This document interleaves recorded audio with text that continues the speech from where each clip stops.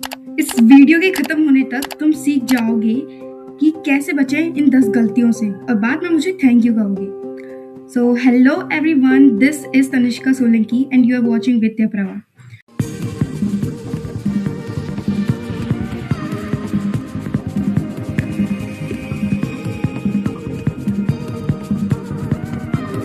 Video में हम बात करने वाले हैं कुछ ऐसी मिस्टेक्स जो class 10th student board exam के टाइम पे करता है। पूरे टाइम में पेपर नहीं कर पाता और उसका पेपर छूट जाता है। तो इसका सिंपल सा सॉल्यूशन है, अपने एग्जाम को 3 लेवल्स में बांट दो। सबसे पहले वो क्वेश्चन करो जो इजी हैं और तुम्हें आते हैं, फिर उसके बाद मीडियम पर जाओ जिनमें तुम्हें थोड़ा थोड़ा डाउट है, फिर आखिर में उन क्वेश्चंस को करने के जो तुम्हें नहीं आते हैं। और इसी तरीके से तुम अपना टाइम पूरा मैनेज कर सकते हो। मिस्टेक नंबर 2, सारे डायग्राम्स को पेंसिल से बनाना अपने हल्के हाथों से और उनको लेबल करना। हमेशा रूलर का इस्तेमाल करना लाइन खींचने के लिए। Number 3 mistake, trigonometry proof mistake.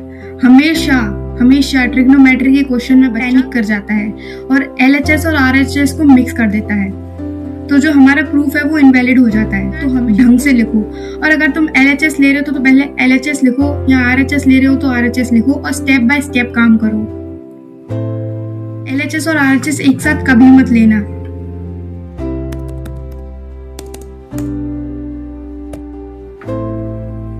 Number 4, statistics table errors.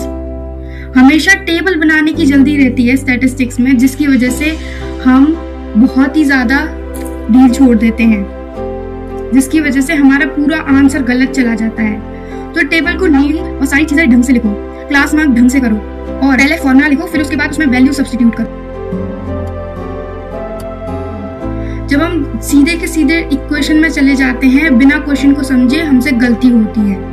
हमारी मैथ सही है लेकिन आंसर गलत आता है। तो पहले ढंग से लिखो, जैसे कि x ले रहे हो तो लेट x इज ब्ला ब्ला ब्ला, और इक्वेशन को स्टेप बाय स्टेप लिखो।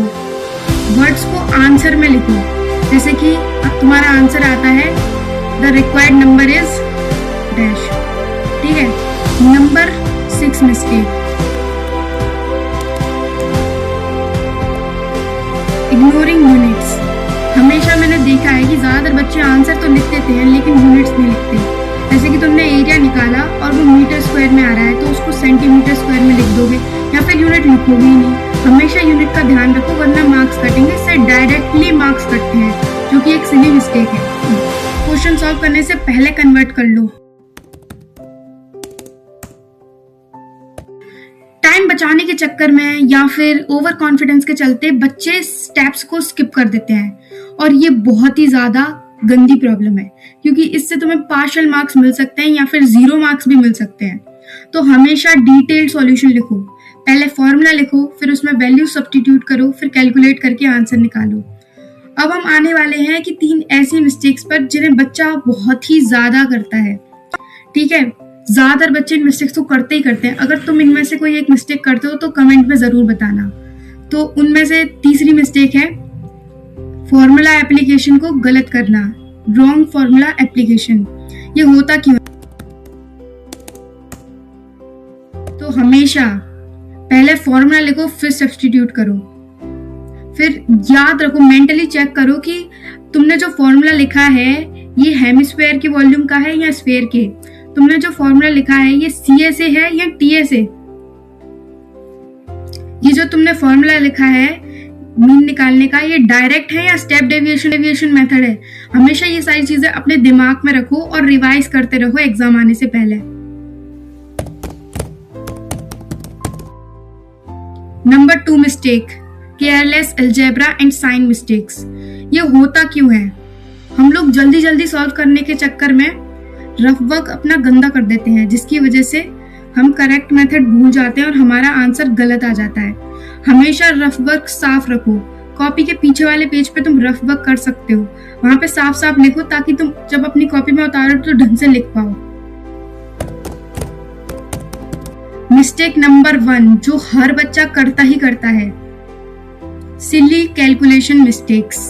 एग्जाम के प्रेशर में या ओवर कॉन्फिडेंस में या फिर दोबारा चेक ना करने की वजह से ये मिस्टेक होती ही होती है, जिसकी वजह से बच्चे अपने मार्क्स खो देते हैं। तो इसका सॉल्यूशन ये है कि हमेशा स्टेप्स के बीच में थोड़े स्पेस छोड़ो। अगर तुम ऐसे गंदे तरीके से लिख दोगे तो गड़बड़ हो जाएगी। अपने रिजल्ट को दोबारा कैलकुलेट करो। ये जो रिकैलकुलेट वाला स्टेप है ना, ये एंड में करना जब तुम्हारा पेपर हो जाए, ठीक है, क्योंकि इससे बहुत टाइम वेस्ट होता है। अपने लॉन्ग डिवीजन, मल्टीप्लिकेशन, फ्रैक्शन को एक बार चेक कर लिया करो जब तुमने किया है उसके बाद, क्योंकि बहुत बच्चे इसमें पुअर बेस की वजह से गलत कर देते हैं। अब फाइनल रूल सुनो।